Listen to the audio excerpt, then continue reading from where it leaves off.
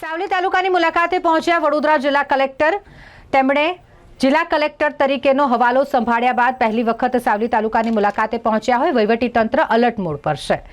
વડોદરા જિલ્લા કલેક્ટર અનિલ ધામેલિયા જે સાવલી તાલુકાની મામલતદાર કચેરી અને પ્રાંત કચેરીની મુલાકાત લીધી હતી।